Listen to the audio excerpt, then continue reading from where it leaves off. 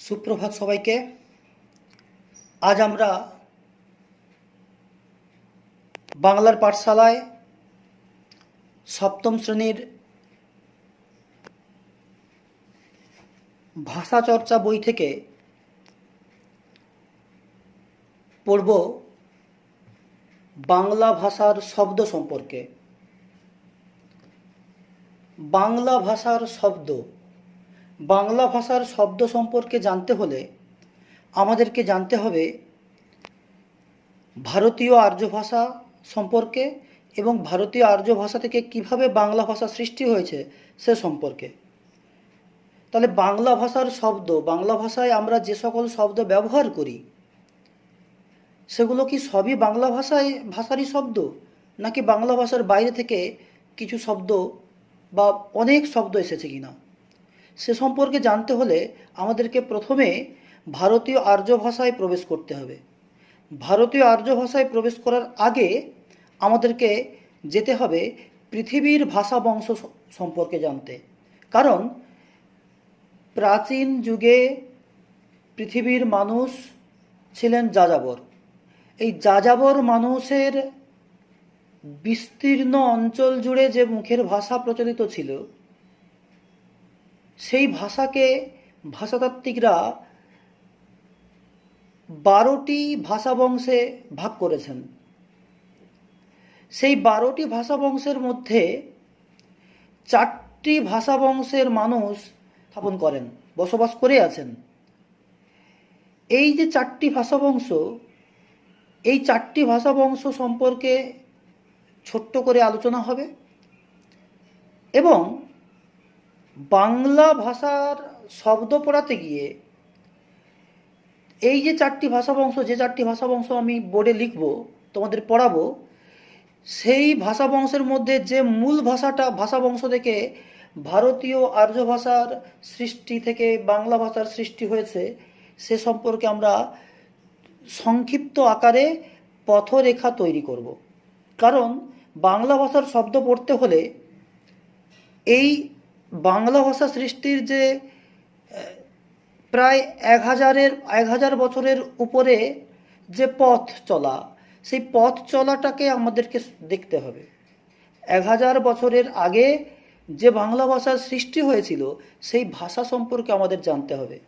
এ বিষয়ে তোমাদেরকে আমি কবি জীবনানন্দ দাশের একটি কবিতা পাঠ করিয়ে দিই। একটি কবিতার প্রথম চরণটা বলি। কবি জীবনানন্দ দাশের বনলতা সেন কাব্যগ্রন্থের বনলতা সেন কবিতার প্রথম পংক্তি একটু আলোচনা করা যাক। জীবনানন্দ দাশ লিখেছেন, 1000 বছর ধরে আমি পথ হাঁটিতেছি পৃথিবীর পথে। এই যে 1000 বছর ধরে কোনো মানুষ পথ হাঁটতে পারে না, আসলে তিনি বোঝাতে চেয়েছেন 1000 বছর ধরে বাংলা ভাষার পথ চলা, বাংলা ভাষার পথ চলার মধ্যে দিয়ে বাঙালির পথ চলা। এই যে 1000 বছর ধরে বাংলা ভাষার পথ চলা, এর আগে বাংলা ভাষার কোন জায়গায় ছিল সেই সম্পর্কে জানতে হলে আমাদেরকে ফিরে যেতে হবে ভারতীয় আর্য ভাষার স্তর বিভাগে। তারও আগে ফিরে যেতে হবে পৃথিবীর ভাষা বংশকে কতগুলি ভাগে ভাগ করা হয় এবং সেই ভাগের মধ্যে কোন কোন ভাগ ভারতবর্ষে আছে সে সম্পর্কে। চলো আমরা সেই সম্পর্কে সংক্ষেপে একটু জেনে নিই। বাংলা ভাষার শব্দ। আমি বলেছিলাম বাংলা ভাষার শব্দ পড়তে হলে আমাদেরকে বিশ্বের ভাষা বংশ সম্পর্কে আগে যেতে হবে, তারপর আমরা ধীরে ধীরে বাংলা ভাষায় প্রবেশ করব। সমগ্র পৃথিবীতে প্রায় 4000 ভাষা প্রচলিত আছে। 4000। এই 4000 ভাষার মধ্যে ভাষাতাত্ত্বিকরা মনে করেছেন যে একটা ভাষা একটা বিস্তীর্ণ অঞ্চল জুড়ে প্রচলিত, সেই বিস্তীর্ণ অঞ্চল জুড়ে প্রচলিত ভাষাকে ভাষাতাত্ত্বিকরা মোট প্রধানত 12টি ভাষাবংশে ভাগ করেছেন। 12টি ভাষাবংশে ভাগ করেছেন। এই কেউ কেউ বলেন 12টি নয়, 22টি, মানে 12টার সঙ্গে আরও 10টা ভাষাবংশকে তারা যোগ করতে চান। কিন্তু ভাষাতাত্ত্বিকদের মতে 12টা ভাষাবংশই উল্লেখযোগ্য। এই 12টি ভাষাবংশের মধ্যে ভারতবর্ষে যে ভাষাবংশ বিস্তার রয়েছে সেই ভাষাবংশগুলির মধ্যে উল্লেখযোগ্য হলো 4টি। ভারতবর্ষে মোট 4টি ভাষাবংশের বিস্তার। ভাষাগোষ্ঠী ইন্দো ইউরোপীয়, দ্রাবিড়, অস্ট্রিক, ভোট চীনীয়। ইন্দো ইউরোপীয়, দ্রাবিড়, অস্ট্রিক, ভোট চীনীয়। এই 4টি ভাষা বংশের মানুষ ভারতবর্ষে বসবাস করেন। ইন্দো ইউরোপীয় এই যে ভাষা গোষ্ঠী, নামটা থেকেই বুঝতে পারছো ইন্দো এবং ইউরোপ, মানে ভারত এবং ইউরোপ এই দুটো অংশ জুড়ে ইন্দো ইউরোপীয়। যদিও ইউরোপের পুরো অংশ জুড়ে ইন্দো ইউরোপীয় ছিল না, জার্মানির কিছুটা অংশ যেটা আইসল্যান্ডে অবস্থিত, যেখানে জার্মানি ভাষা প্রচলিত, সেটা তো ওগুলো উঁচু ক্লাসে উঠলে তোমরা পড়বে। এখন জেনে রাখো ইন্দো ইউরোপীয় ভাষাগোষ্ঠীর থেকেই উৎপত্তি হলো ইন্দো ইরানীয়। কিভাবে উৎপত্তি হলো? তোমরা জানো প্রাচীনকালে মানুষেরা ছিলেন যাযাবর। যাযাবর হওয়ার কারণে তারা এক স্থান থেকে অন্য স্থানে ঘুরে বেড়াতেন, বসতি স্থাপন করতেন না, বেশি দিন এক জায়গায় বসতি স্থাপন করতেন না। এই ইন্দো ইউরোপীয় ভাষাগোষ্ঠীর দুটো শাখা, ইন্দো আর ইরানীয়। এই ইন্দো ইরানীয় গোষ্ঠীর মানুষেরা তারা কিছুটা অংশ চলে আসে ইন্দো মানে ইন্ডিয়ায়, কিছুটা অংশ চলে যায় ইরানে, থেকে ইরানীয়। এই ইন্দো ইরানীয় ভাষাগোষ্ঠীর যে মানুষেরা ইন্দোতে এসেছিল তাদেরকেই বলা হয় ভারতীয় আর্য ভাষা, ভারতীয় আর্য ভাষার গোষ্ঠী। এই যারা ইন্ডিয়াতে চলে এলো তারা কিন্তু প্রাচীনকালে যে সময় তারা চলে এসেছিল সে সময় তারা কিন্তু যাযাবরই ছিলেন। ধীরে ধীরে তারা ভাবলেন যে এবার আমাদের বসতি স্থাপন করতে হবে। বসতি স্থাপন করতে গিয়ে তারা যে সভ্যতার সৃষ্টি করলো সেটা হচ্ছে আর্য সভ্যতা। এই আর্য সভ্যতার যে ভাষা সেটাই হচ্ছে ভারতীয় আর্য ভাষা। যে ভাষার লেখ্যরূপ হচ্ছে বৈদিক ভাষা, সেই যে সময় আমরা পেয়েছিলাম। এই যে ভারতীয় আর্য ভাষা, যেটা কিনা আনুমানিক 1500 খ্রিস্টপূর্বাব্দ থেকে ভারতবর্ষে সৃষ্টি হয়েছে, এবং আনুমানিক 1500 খ্রিস্টপূর্বাব্দের এই যে আর্য ভাষা, এই আর্য ভাষা কিন্তু আজ পর্যন্ত চলেছে। নানান সময়ে বিবর্তনের মধ্য দিয়ে ভারতীয় আর্য ভাষার, যেটা কিনা আনুমানিক জন্মলাভ করেছিল 1500 খ্রিস্টপূর্বাব্দে, তার কিন্তু আজ পর্যন্ত বিস্তার। এবার কথা হলো আর্য শব্দটার উৎপত্তি কিভাবে হয়েছে। দেখো, অর শব্দটি থেকে এসেছে আর্য শব্দটি। অর শব্দের অর্থ কি? সংগ্রাম করা বা সংগ্রামী শক্তি। সংগ্রাম করা বা সংগ্রামী শক্তি। তাহলে এই আর্য শব্দটার যে অর থেকে এলো, সেই অর কিভাবে পরিবর্তিত হয়ে আর্যতে এলো? দেখো, আমি লিখেছি আর্য, ধাতু রি যুক্ত নত সমান আর্য। আর্য শব্দের অর্থ কি? গমনশীলতা বা গতিশীল। ধাতুরি সমান গমন করা, রি শব্দের অর্থ গমন করা। তাহলে যারা গমন করতেন এক স্থান থেকে অন্য স্থানে তারা হলো আর্য। তাহলে সংক্ষেপে তোমাদের আর্য শব্দের সৃষ্টির ইতিহাসটি বললাম, কিভাবে আর্য শব্দের সৃষ্টি হয়েছে। অর শব্দ থেকে আর্য শব্দের উৎপত্তি। অর শব্দের অর্থ সংগ্রাম করা বা সংগ্রামী শক্তি। আর আর্য শব্দের অর্থ কি? আর্য শব্দের অর্থ গতিশীলতা বা গতিশীল। এই আর্য শব্দটির ধাতু কোন ধাতু থেকে উৎপত্তি? ধাতু রি যুক্ত নত সমান আর্য। এবার আমরা ভারতীয় আর্য ভাষা সম্পর্কে একটু জেনে নেব।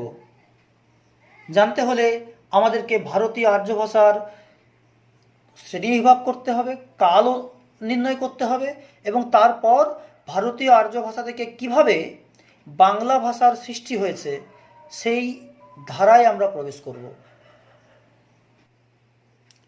দেখো, ভারতীয় আর্য ভাষাকে আমরা সাল বিভাজন করেছি। ভারতীয় আর্য ভাষার আনুমানিক সাল বিভাজন 1500 খ্রিস্টপূর্বাব্দ থেকে আজ পর্যন্ত। ভারতীয় আর্য ভাষাকে 3টি ভাগে ভাগ করা হয়: প্রাচীন ভারতীয় আর্য ভাষা, মধ্য ভারতীয় আর্য ভাষা, নব্য ভারতীয় আর্য ভাষা। নব্য ভারতীয় আর্য ভাষা। প্রাচীন ভারতীয় আর্য ভাষার সময়সীমা আনুমানিক 1500 খ্রিস্টপূর্বাব্দ থেকে 600 খ্রিস্টপূর্বাব্দ, যীশুখ্রিস্টের জন্মের 1500 বছর আগে।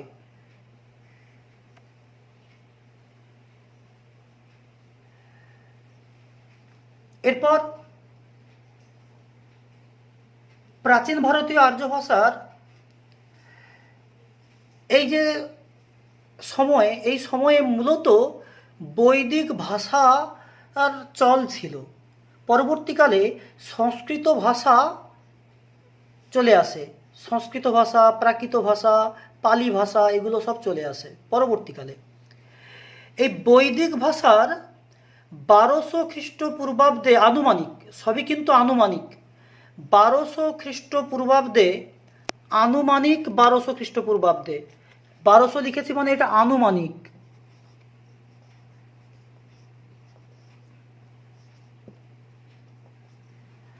আনুমানিক 1200 খ্রিস্টপূর্বাব্দে লেখা হয় বেদ। এই বেদেরই একটি গুরুত্বপূর্ণ অংশ ঋগ্বেদ সংহিতা, যা বৈদিক ভাষায় লেখা। এটা অ্যাকচুয়াল মন্ত্র, বৈদিক মন্ত্রের সংকলন। এই বৈদিক মন্ত্র ঋগ্বেদ সংহিতা, এটাই হলো বিশ্বের প্রাচীনতম রচনা। প্রাচীনতম রচনা। 600 খ্রিস্টপূর্বাব্দে শুরু হলো মধ্য ভারতীয় আর্য ভাষা। আনুমানিক 600 খ্রিস্টপূর্বাব্দ। মধ্য ভারতীয় আর্য ভাষার সময়সীমা 600 খ্রিস্টপূর্বাব্দ থেকে 900 খ্রিস্টাব্দ। 1500 বছর, কিন্তু 1500 বছর ধরে মধ্য ভারতীয় আর্য ভাষার বিবর্তন ঘটেছিল। এই মধ্য ভারতীয় আর্য ভাষার নিদর্শন হলো প্রাকৃত ভাষা, পালি ভাষা। দু রকমের নিদর্শন আমরা পাই। একটা হচ্ছে প্রাকৃত ভাষা, পালি ভাষা, আর একটা হচ্ছে ক্লাসিক্যাল বা লৌকিক সংস্কৃত ভাষা। এছাড়াও কিছু কিছু পাওয়া যায়। এই প্রাকৃত আর পালি ভাষার মধ্যে অশোকের শিলালিপি, পালি ভাষায় লেখা জৈন ও বৌদ্ধ ধর্মগ্রন্থ, প্রাকৃত ভাষায় লেখা মহাকাব্যাদি সংহিতা ইত্যাদি এই সময়ের সাহিত্যিক নিদর্শন। ক্লাসিক্যাল বা লৌকিক সংস্কৃত ভাষা বা সাহিত্যের রচনার মহাকবি কালিদাস সংস্কৃতের প্রচুর নাটক লিখেছেন।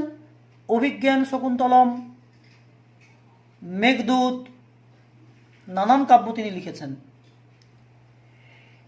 এই মধ্য ভারতীয় আর্য ভাষার, এই যে বললাম প্রাকৃত ভাষা, এই প্রাকৃত ভাষাকে নানান অঞ্চলে নানান নামে বর্ণনা করা হয়। সেরকমই একটি অঞ্চল ছিল মগধ, যা থেকে এসেছে মাগধী প্রাকৃত। আনুমানিক 600 খ্রিস্টপূর্বাব্দ থেকে খ্রিস্টীয় 2য় শতাব্দীতে এই মাগধী প্রাকৃত ভাষা চলেছিল। যীশুখ্রিস্টের জন্মের 2য় শতাব্দীতে, জন্মের পরে 2য় শতাব্দী পর্যন্ত। এই মাগধী প্রাকৃতের পরেই সাহিত্যিক প্রাকৃত এসেছে। সাহিত্যিক প্রাকৃতেই লেখা হয়েছে ওই মহাকাব্য, এই সবগুলো। তারপরে সাহিত্যিক প্রাকৃত থেকে এসছে মাগধী অপভ্রংশ। এই যে অপভ্রংশ, এটা আসলে মাগধী অপভ্রংশ। মাগধী অপভ্রংশ, মাগধী।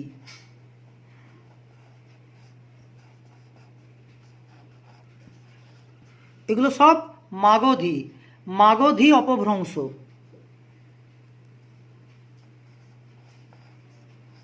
মাগধী অপভ্রংশ, মাগধী অপভ্রংশ থেকে এসছে মাগধী অবহট্ট, অপভ্রষ্ট। এইভাবে এই অপভ্রষ্টে এসে মধ্য ভারতীয় আর্য ভাষা শেষ হচ্ছে। এবার দেখো, আমি লিখেছি মাগধী প্রাকৃতকে দুভাগে, দুটো অঞ্চলে ভাগ করা হয়, পশ্চিমা মাগধী, পূর্বী মাগধী। আমি পশ্চিমা মাগধী লিখিনি কারণ ওটা পরবর্তী অংশ, ওটা আমাদের আলোচ্য বিষয় নয়। আলোচ্য বিষয় পূর্বী মাগধী। এই পূর্বী মাগধী থেকে দুটো উপভাষা গোষ্ঠী এসেছে, ওড়িয়া, বঙ্গ অসমিয়া। ওড়িয়াও আমাদের আলোচনার বিষয় না, আমাদের আলোচনার বিষয় বঙ্গ অসমিয়া। এই বঙ্গ অসমিয়া থেকে এলো দুটো ভাষা, বাংলা আর অসমিয়া। আনুমানিক তার সাল হলো 900 খ্রিস্টাব্দ থেকে আজ পর্যন্ত। নব্য ভারতীয় আর্য ভাষার সময়সীমা আনুমানিক 900 খ্রিস্টাব্দ থেকে আজ পর্যন্ত। তাহলে এই যে নব্য ভারতীয় আর্য ভাষা, এটাই আসলে বাংলা ভাষা। বাংলা ভাষার সূচনা হলো নব্য ভারতীয় আর্য ভাষা, মানে 900 খ্রিস্টাব্দে। বুঝতে পেরেছ? যেটা বললাম এটা তোমরা খাতায় তোলো এবং নিজেরা একটু অভ্যেস করার চেষ্টা করো ভারতীয় আর্য ভাষা সম্পর্কে। আমাদের আলোচ্য বিষয় কিন্তু বাংলা ভাষার শব্দ। এবার বাংলা ভাষায় কিন্তু আমরা এসে উপস্থিত হলাম এইখানে, বাংলা ভাষা। এটা এখানে উৎপত্তি হলো বাংলা।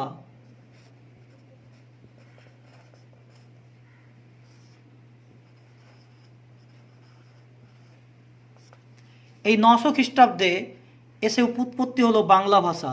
এবার এই বাংলা ভাষার শব্দ নিয়েই আমরা আলোচনা করব।